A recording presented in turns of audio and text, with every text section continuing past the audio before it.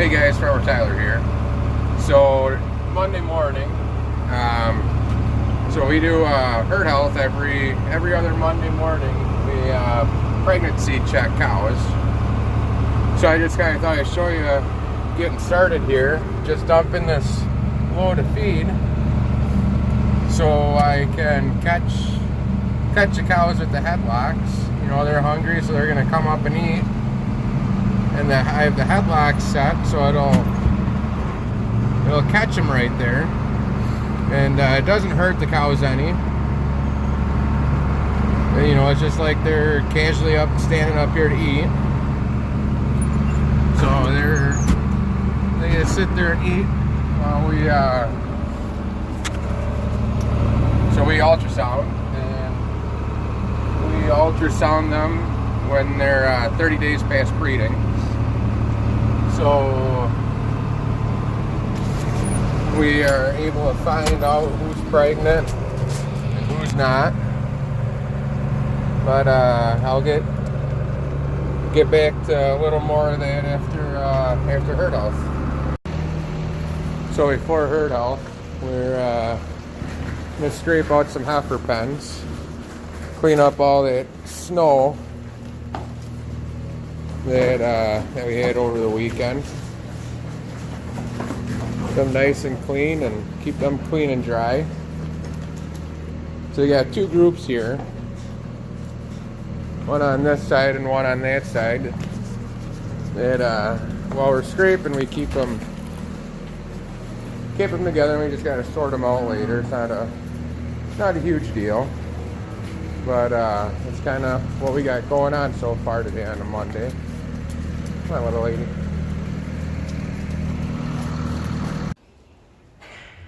Hey, so now that all the headlocks are set, I'm gonna go through and see who's locked up and who we have. We got 8 to check today, so it should go pretty quick.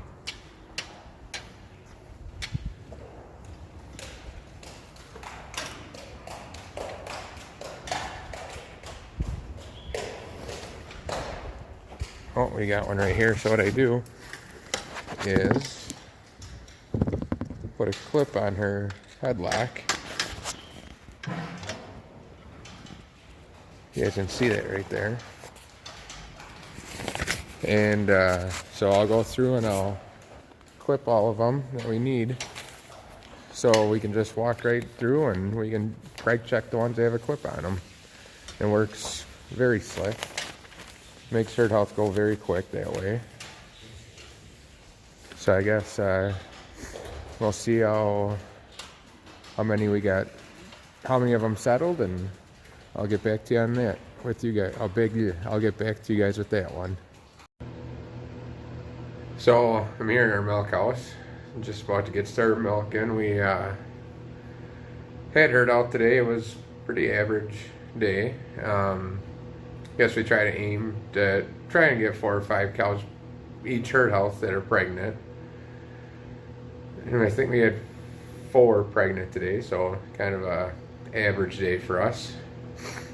So as I talk a little bit about that and how, so we do not have a bull with the cows. We use artificial insemination, which is extremely safe. It's a lot safer than having a bull running around with the cows, for us and for the cows. You know, like, bulls get pretty big and they can get very aggressive, so instead we choose to do artificial insemination. It's also a lot better on the genetic end of things, where we are able to incorporate new and better genetics faster than we are with having one bull running with the cows, and we are only able to get his genetics in the herd, and this way we can have 5 or 6 bulls that we're using at a time to improve the genetics on the farm. So we preg check these cows at 30 days since the last time they were inseminated, and that is when we are able, the veterinarian is able to see a fetus. So a cow is pregnant for 9 months. They produce milk while they're pregnant up until roughly 2 months before they calve is when they kind of go on a rest period, and that is what we consider drying off. So like tonight I'm going to dry a cow off, and she will be dry for the next 60 days. She is not going to produce milk. She's just going to kind of hang out, and it's kind of like a vacation, 60-day vacation for her. And from that point, then she'll be in the dry cow pen for roughly 40 days. And then kind of 3 weeks before they calve, they go into a pre-fresh pen. It's kind of our maternity area, where it's a smaller group, and we're able to keep a closer eye on them. They get a little higher energy diet, so they're able to push that calf out and not get sick. There's a lot of different sicknesses, I shouldn't say sicknesses, but a lot of different metabolic disorders that can come with calving that we have to keep a very close eye on and make sure that they don't get that, because you don't want a sick cow. We want them to be as healthy as possible. But hopefully in the near future I'll be able to get a video of a cow calving.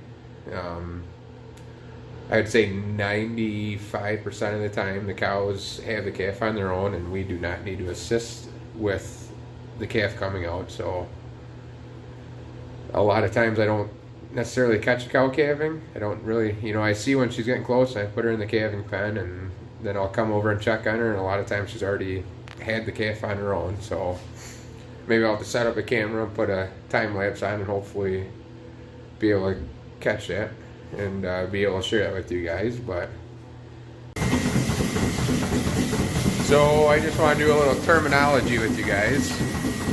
So I'm sure I will in the past, I don't know if I have in the past, but sure in the future I'll be using terms that you guys have no clue what I'm talking about. So hopefully you guys will remember these. So a calf is a newborn up until about 2 months old when they're weaned. A weaned calf is when we take them off of milk and they go on a grain, hay, and water diet. At that point, what we're raising is considered a heifer.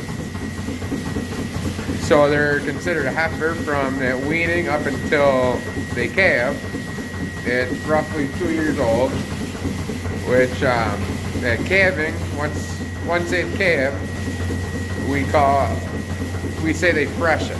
So it's a fresh heifer or a fresh cow, and that term kind of sticks with them for the first couple weeks. Then they enter into their lactation.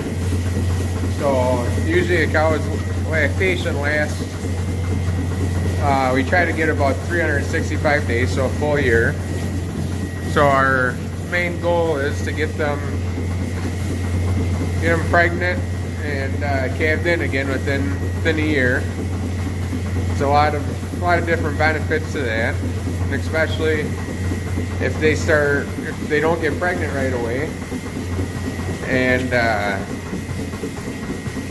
they get way out there in their lactation, then they're going to get fat, and they're going to have a lot of negative health effects that go with it. So that's our main goal, to get them bred back and calving, right away, and keep them healthy, keep their weight under control. Some other terms. So a steer is a neutered male. A male is a bull. We do have some younger steers. We'll keep our steers up until about 400 pounds.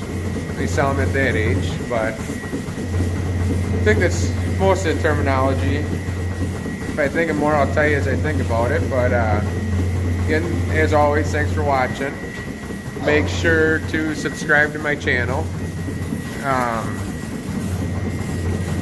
Make sure to check me out on Facebook at Farmer Tyler.